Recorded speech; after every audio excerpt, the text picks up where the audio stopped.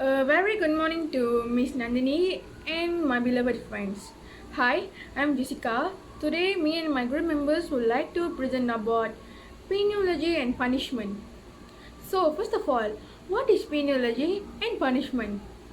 Penology, also called as penal science, is the division of criminology concerned with the philosophy and practice of social efforts to express criminal activities. The term comes from the Latin piona, meaning pain or suffering, and has stood in the past for the policy inflicting punishment on the offender, although penology also incorporates other policies such as probation, medical treatment, and education aimed at cure rehabilitation of the offender. Penology is so concerned with the effectiveness of those social process devised and adopted for the prevention of crime via the repression or inhibition of criminal intent via the fear of punishment. The study of penology therefore deals with the treatment of prisoners and the subsequent rehabilitation of convicted criminals. It also encompasses aspects of probation, rehabilitation of offenders in the community, as well as the penitentiary science relating to the secure detention and retraining offenders committed to the secure institutions. For the next is punishment. So what is punishment? Punishment is to inflict pain, but it is not here that is different from the moral reaction to an immoral action it is looked for. For the latter, it is of painful nature. It does not alter matters the least that sensitivity to this pain varies enormously in different people and is often very small indeed.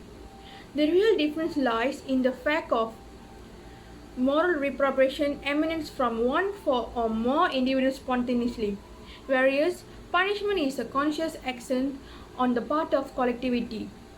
The action on the part when incorporated in criminal law and pronounced by a judge, it becomes a punishment. A similar demarcation is indicated in other direction.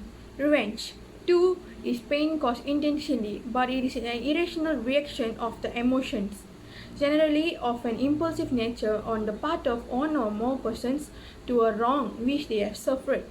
Punishment, on the other hand, does not come from one or more persons. It is meted out by the group, the collectivity acting consciously and rationally. Even in cases where nothing else is aimed but the satisfaction of feelings of revenge, a new and essential element has emerged, conscious reaction emanating from the collectivity. So after this, the goals of penology and punishment. Penology is a multidisciplinary subject that aims for the study and evaluation of application of penal laws onto the wrongdoers. It broadly explains the justification, characteristics, and effectiveness of punishment in its various forms. In other words, it is a systematic study of different facets of punishment and its impact criminals, and society. As a matter of fact, penology owes its origin to Caesar Beccaria, the classical school of criminology. These Italian criminologists argued that justification of punishment must to be deter potential criminals and not merely to punish the offenders. Later, it was during the end of the 19th century that different theories of punishment were propounded, focusing on the aims or objectives and punishment. So the next is goals of punishment. Punishment, however, did not originate in revenge, and the latter has certainly played its part ensuring the safety of the community be imperfectly and accompanied by grave disadvantage. In primitive forms of social talking, revenge is indeed immorally impactive. Gradually, however, as the community begins to take over this function, the position is changed and has now turned the other way round. It is to criminology also belongs to penology or the science of punishment. There are four goals of punishment. There is retribution, deterrence, incapacitation, and rehabilitation. Criminal punishment aims to control social order, but when it comes to justification, For sentencing, American values, justice, and fairness are used. However, there is no correct agreement on how to make punishment just and fair.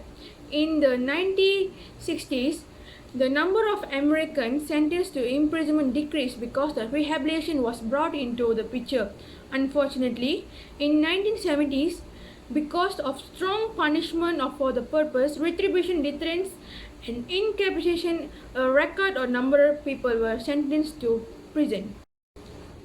After that, objectives of penology and punishment.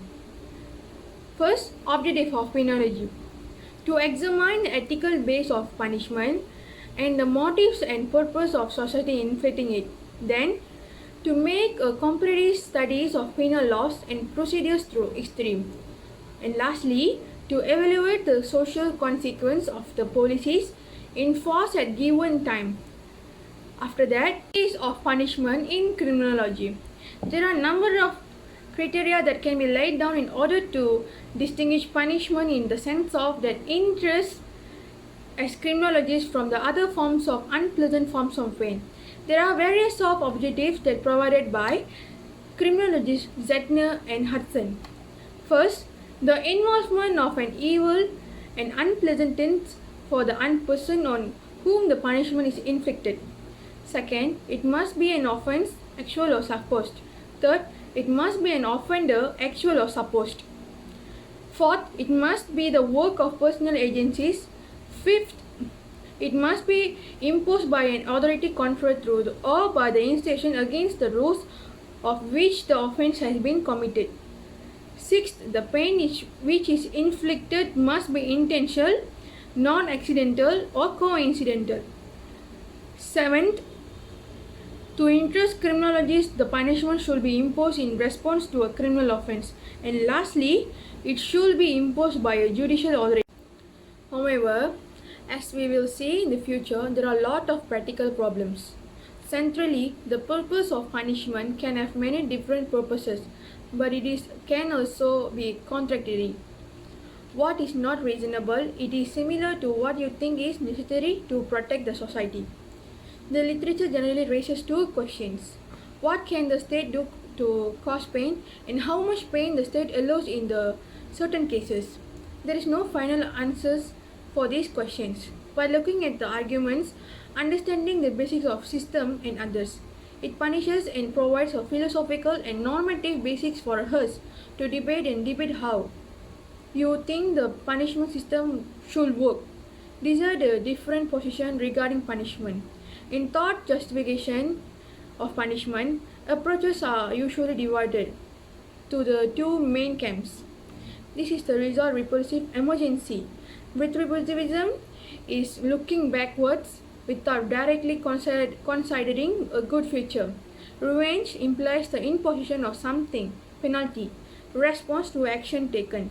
The opposite is also true. To sum up, resulting approach tends to justify punishment based on what will be achieved in the future. That said, it is often used for the purpose of preventing future breaches, and as well we will see in the future. There are many different methods you can use to accomplish this. Thank you. Good day everyone, especially to my lecturer Ms. Nandini and my fellow friends. I am Sarayavati Ravindran here, and today I would like to talk about utilitarianism and the purpose of punishment based on deterrence theory. Let's get started with utilitarianism. What is utilitarianism? Utilitarianism is an ethical theory founded by Jeremy Bentham and developed and popularized by John Stuart Mill. As the term suggests, utilitarianism found the principle of utility. It adheres to the belief that an act is good or morally right if it promotes happiness, and bad or immoral, it tends to produce pain. The key, therefore, in utilitarianism is the principle of happiness. Hence, again, utilitarianism, an act is good or morally right. It will produce greatest happiness to the greatest number of people, and that of immoral, it will produce more harm or pain than benefits or happiness to the greatest number of people. Explain why A utilitarian would not care whether an action is done out of deception, lie, or manipulation, as long as it produces maximum benefits to many people. Now, what does it cost Jeremy Bentham's model of utilitarianism? And let's start asking the questions. How does Bentham view the happiness? Well, for Bentham, happiness is simply the absence of pain. And so Bentham produces philosophic calculus to measure the degree of happiness or pleasure that a specific action may produce. The philosophic calculus, also called utility calculus or hedonistic calculus, it includes intensity, certainty, propinquity, fecundity, purity, and extent. For Bentham, the intensity, the pleasure, the better. The longer duration is lasts, the better. The more certainty that it will happen, the better. The closer propinquity that it will occur, the better. The greater the possibility, fecundity, that it will be followed by another pleasure, the better. The purer purity, the pleasure, the better. The greatest the number of people that it will produce benefits, extent, the better. Let us produce the John Stuart Mill's model of utilitarianism. It is important to note that Mills disagrees with Bentham. Mill refused to that we cannot calculate the amount of pleasure or pain that an act produces. That for Mill, the philosophic calculus cannot be the basis of morality, but the majority of the people that attains happiness. Thus, the famous utilitarian claims that an act is morally right and produces greatest happiness to the greatest number of people, and it is morally wrong if it is produce more pain than pleasure to the greatest number of people concerned. As we can see, Mill's utilitarian considered qualitative. Since the same philosopher emphasizes intellectual pleasure, the sensual pleasure, hence Mill says the same gossip, it is better to be Socrates dissatisfied than a pig satisfied. We also have what we call the act utilitarianism. Act utilitarianism holds that the utilitarianism principle should be applied to a particular act in a particular situation or circumstance. It takes to an account the possible results of each act. Hence, the Mill suggests in utilitarianism the basis of the morality of an action is the act itself. Hence, in utilitarianism, we should perform those actions that produce the greatest happiness to the greatest number of people concerned. And now I am going to talk about theories and purpose of punishment. This theory states that the purpose of this punishment is to stop other people from committing crime by giving exemplary punishment to the offender and to reduce the ratio of potential criminals from the society by spurting deterrence. The main purpose of this theory is to deter or stop criminal or other people from committing crime or repeating the same crime in future. It means that people may take a lesson from the punishment so that to reduce ration of crimes. Its purpose is to make offenders an example and warning to others. According to this theory, severe punishment is given to offender. Then the essential of punishment in deterrence theory is punishment should be deterrent by including the following three essential. The first one is severity, and the second is fitness, and the third is certainty. And there has two types of deterrence. The first deterrence is specific deterrence or can call as individual deterrence. The punishment given to the particular offender to prevent or deter that particular individual from committing crime in the future. And the general deterrence is the punishment given to the particular offender to prevent to or order the potential offender from engaging in the criminal activities. Hi and hello everyone, I'm Rakesh Kumar from Batch 20. Today I would like to present about the rehabilitation theory. Rehabilitation is a central goal of correctional system. This goal rests on the assumption that individuals can be treated and desist from crime. Rehabilitation was a central feature of correctional system first half of 20th century. The favorability of rehabilitation program declined in 1970s and 1980s, but has regained favor in recent years. Rehabilitation includes a broad array of programs including mental health, substance abuse, and educational services. Specialty programs has also been developed for women, people who have been convicted of sex offenses, and individuals supervised and paroled. Rehabilitation is essentially on progress of helping inmates grow and change. The idea behind this rehabilitation is that no one is born criminal and criminals are also humans. The purpose of rehabilitation. The purpose of rehabilitation is allowing them to separate themselves from environmental factors that made them commit a crime in the first place. The idea is to treat each of the major contributing factors in order to help give an inmate the ability to live a crime free life after they are released from prison. One of the biggest challenges for inmates is being institutionalized, living in prison so long that they no longer know how to function in the outside world. This makes some of the commit crimes so they can go back to prison where they know how to survive.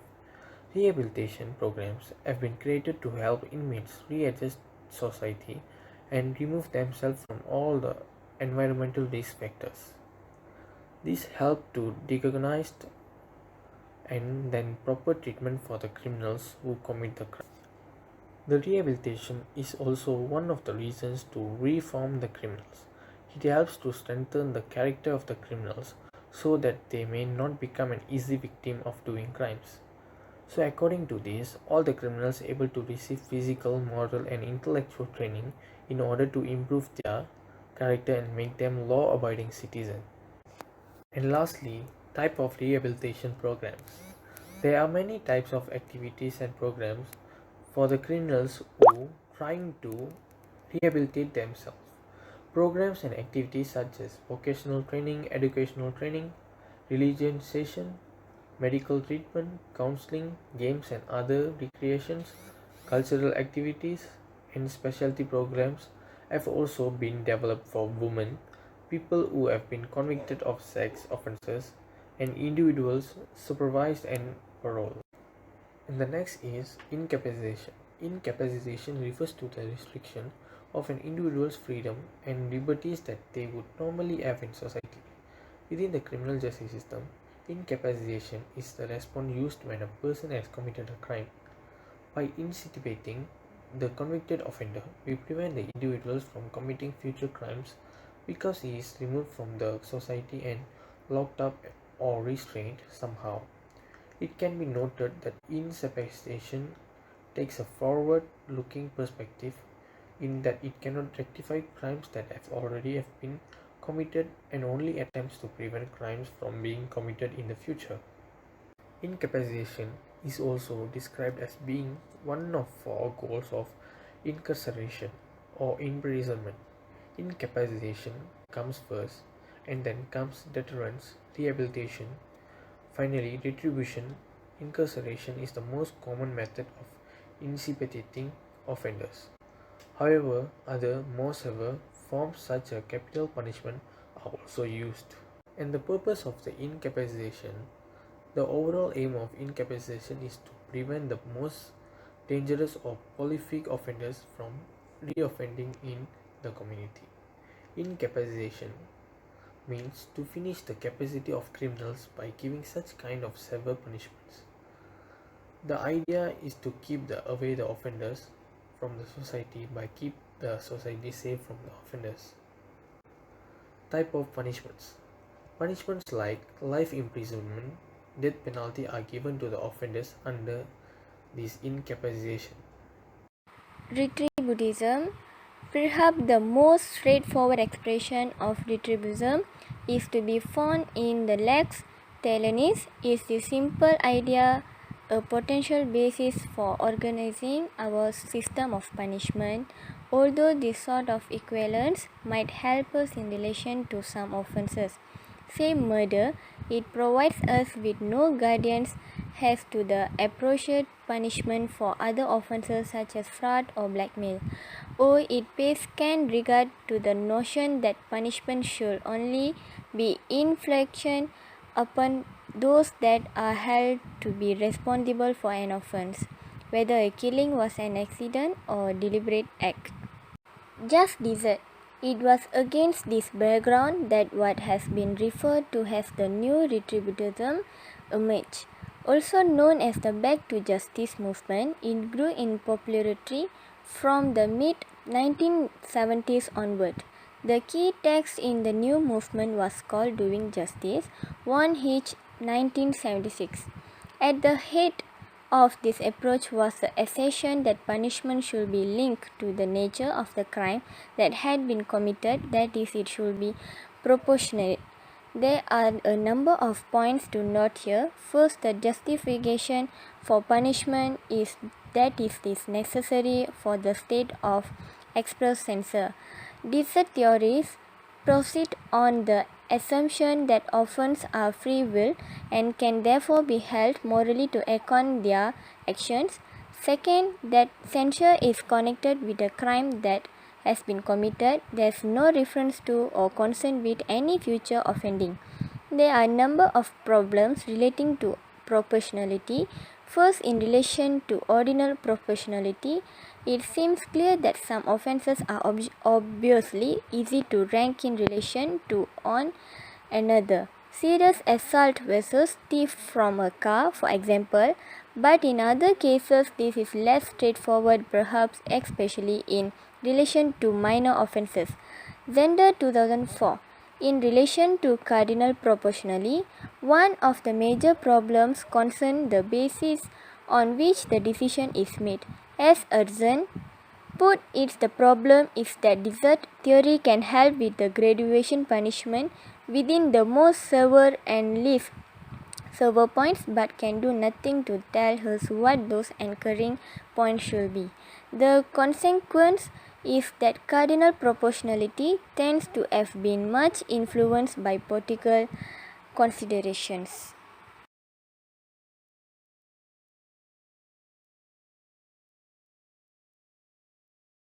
Also, now I would like to share about the sociology of punishment. The sociology of punishment seeks to understand why and how we punish, the general justifying aim of punishment, and the principle of distribution. Punishment involves the intentional infliction of pain and or the deprivation of rights and liberty. In this case, Durkheim argued that in pre-industrial society, crime was rarer because of powerful agency of socialization and social controls like religion and family. Continuously, this created a combination of consensus and community which influenced by people's behavioral.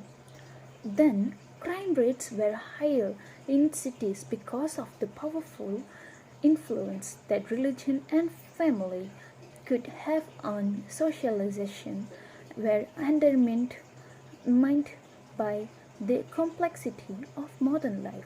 Also, without a crime rate society in utterly impossible, it cannot constitute in itself, maintain its solidarity, or develop morally. In short, we cannot live without or with a crime rate. Lastly but not the least, Durkheim, social controls, community and consensus are weaker, which means people are more likely to experience enemies, normlessness. Thank you. Here we go again. Maximilian Karl Emil Weber was a German sociologist, historian, jurist, and political economist who is regarded among the most important theories on the development of modern Western society. His ideas will profoundly influence social theory and social research. The German sociologist Max Weber was the first to formally study bureaucracy, and his works led to the popularization of his term. In his essay, Bureaucracy, published in his magnum opus Economy and Society, Weber described many ideal typical forms of public administration, government, and business. Weber listed several preconditions for the emergence of bureaucracy, including an increase in the amount of space and population being administrated, an increase in the complexity of the administrative tasks being carried out, and the existence of monetary economy requiring more efficient administrative system. Development of communication and transportation technologies makes more efficient administration possible, and democratization and rationalization of culture result in demands for equal treatment.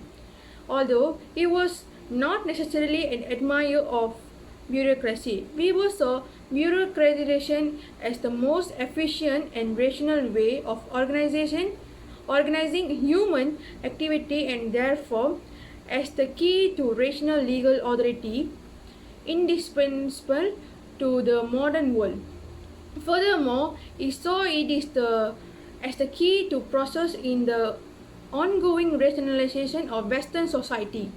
Weber also saw bureaucracy, however, as a threat to individual freedoms, and the ongoing bureaucracy as leading a polar night of city of icy darkness, in which increased rationalization of human traps individual in a soul's iron cage of bureaucratic, rule-based rational control. Weber's critical Weber's critical of the bureaucracy of society become one of the most enduring part of his work. Many aspects of modern public administration are based on his work. And classic, hierarchically organized civil service of the continental types, also called Weberian civil service or Weberian bureaucracy. It is debated among social scientists whether Weberian bureaucracy contributes to economic growth. Thank you. For Marxists, crime is inevitable in capitalism because capitalism is criminogenic by its very nature causes crime.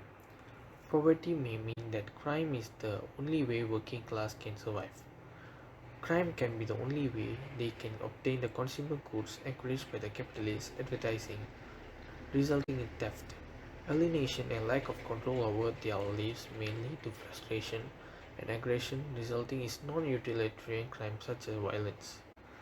The need to win all the costs or go out of business, along with the desire of self-enrichment, encourages capitalists to commit white-collar and corporate crime. Example: tax evasion.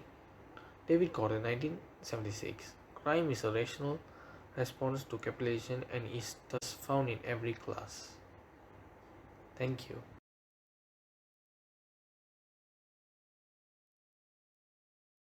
To talk about Michael Funkel. The word decline is also gentle. The Funkel analysis of the natural and use the punishment. In the case, it is not predicated being attendance to our rejective of class ignorant at Funkel's use big particular analytical method to uncover what is present as the technology of power which define two different penal styles and how this operate to discipline human bodies and human societies. He used two defining examples to illustrate these different styles. The first concept, the explanation a dynamic case registered in the mid-20th country. The second, the rules from the House of Young prisoner in Paris in the mid-30th country. Fungal agreement is the touch of public education and the prison timetable punish different crime. What is important about them is that each define the general styles. The earlier periods is one whether the method confederable power over citizen and more particularly over their bodies. The public education and especially the prerogative of its elevation scream the response the power. 8 years later, in the modern scaffold, the lawyer has such power over this subject. Later, the infecting pain open the body as different from of religion is possible. This new system of discipline government the mind of school, including control thought surveillance. Then I want to talk the impact of Google. As can be seen from the previous discussion, Michael work Funkel are a major involved in modern synthetic research. More central, the work emergence immediately, it has also been referred to as the gender theory the government based on some of Glen's idea in this field. From this idea, Falklands was not about government, but about the form of the government or government in general. Senselessness, a complex trace technique it which skills provide individual a social behavior, also know the action to action. The analysis of crime control, the private sector as well as government don't understand it completely controversial but increasingly complex management system that exist now. Those various technologies as debate is individual, they accept responsibility for managing their behavior socially. Here independent government can be analysis in terms of responsible use the skills. There is the sensitive moral democratic space that a practice morality child education guard the loose of dangerous alert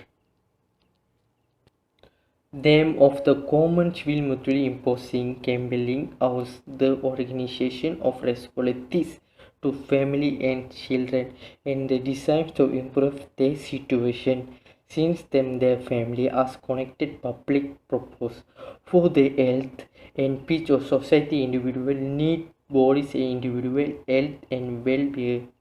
The product family goes such a process. Responsibility is responsibilities the stretching encompass in government activities.